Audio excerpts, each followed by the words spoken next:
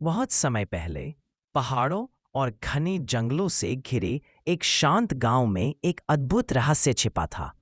गांव के लोग अक्सर रात को पेड़ों के बीच अजीब रोशनी और हवा में गूंजती मधुर फुसफुसाहट सुनते। बुजुर्ग कहते कि वह जंगल दो जादुई प्राणियों का घर है, एक चुड़ैल और एक परी। दोनों की कहानी पीढ़ी दर पीढ़ी सुनाई जाती थी, लेकिन कोई भी यकीन नहीं करता था कि यह सच है। पहली मुलाकात एक चांदनी रात, जंगल के बीचों बीच चमकती झील के पास परी अनया फूलों से बातें कर रही थी। उसके पंख चांदी की तरह दमकते थे और उसकी मुस्कान में सुबह की पहली किरण जैसी गर्माहट थी।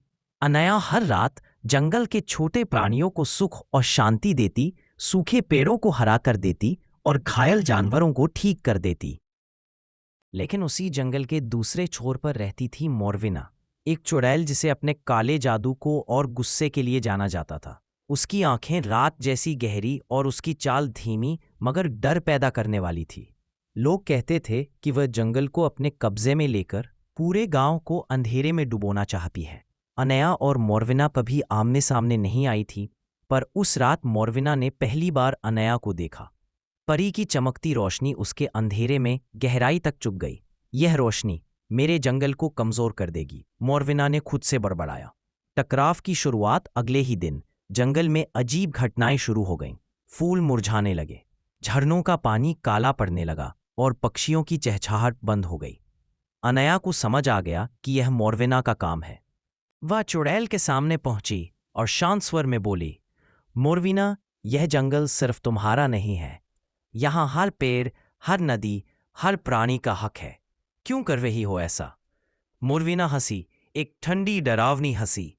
यह जंगल मेरी शक्ति का स्रोत है।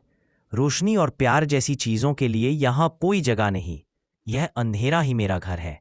अनया ने दृढ़ नजर से कहा, अगर तुमने इसे नष्ट किया तो यह शक्ति तुम्हें भी खत्म कर देगी। मोरविना ने अपनी छड़ी घुमाई और काले बादल पूरे आसमान पर छा गए। हवा तेज हुई और अनया का शरीर कांप उठा, पर उसने हार नहीं मानी। अनोखा रहस्य, लड़ाई शुरू होने ही वाली थी कि अचानक जमीन के भीतर से एक हल्की गूंज उठी। जंगल के प्राचीन वृक्षों की आत्माएं जाग गई। उन्होंने दोनों से कहा, तुम दोनों इस जंगल का हिस्सा हो। तुम्हारी शक्तियां अलग है, लेकिन संतुलन बनाए रखने के लिए दोनों जरूरी है। अनया ने आश्चर्य से मोरविना को देखा। संतुलन? पेड़ों की आत्माएं बोली, मोरविना, तुम्हारा अंधेरा और अनया की रोशनी दोनों मिलकर जीवन का चक्र पूरा करते हैं, दिन और रात की तरह। अगर तुम में से कोई एक खत्म हो गया तो यह जंगल भी खत्म हो जाएगा। मोरविना का चेहरा कठोर हो गया, पर उसके मन में सवाल उठने लगे। इतने वर्षों से वह सिर्फ नफरत और बदले में जी रही थी, लेकिन क्या सच में उसका अंधेरा भी इस जंगल की जरूरत था? दिल का बदलाव। अनया ने धीरे धीरे मोरविना के करीब आकर कहा, हम मिलकर इस जंगल को और शक्तिशाली बना सकते हैं। तुम्हारा अंधेरा मिट्टी को पोषण दे सकता है और मेरी रोशनी उसे जीवन दे सकती है। मोरविना के भीतर का गुस्सा धीरे धीरे पिघलने लगा। उसने पहली बार अनया की आंखों में सच्चाई देखी, लेकिन डर अब भी था। डर कि अगर उसने अपना गुस्सा छोड़ा तो उसकी पहचान खत्म हो जाएगी। अनया ने उसका हाथ थामते हुए कहा, तुम्हारी पहचान सिर्फ अंधेरा नहीं है, तुम्हारे भीतर भी रोशनी है जिसे तुमने सालों से छिपा रखा है। मोरविना की आंखें भर आईं। यादें लौट आईं, वो समय जब वह एक साधारण इंसान थी जिसे लोगों ने धोखा दिया और तिरस्कृत किया। उसने खुद को बचाने के लिए अंधेरे का रास्ता चुना था।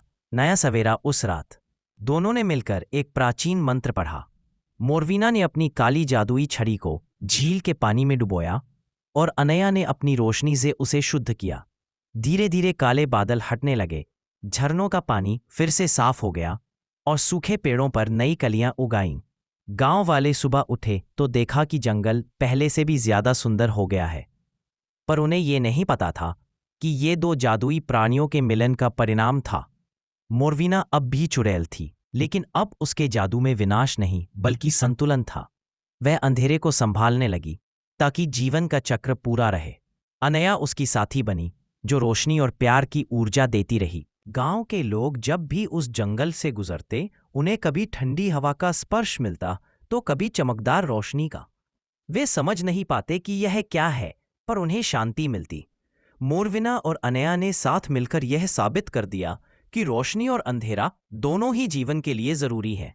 सिर्फ रोशनी हो तो गर्मी और थकान बढ़ेगी, सिर्फ अंधेरा हो तो डर और उदासी। लेकिन जब दोनों साथ हों तो जीवन का असली अर्थ सामने आता है। और इस तरह चुड़ैल और परी की दोस्ती एक ऐसी कहानी बन गई जिसे जंगल की हवा अब भी अपने साथ लिए घूमती है।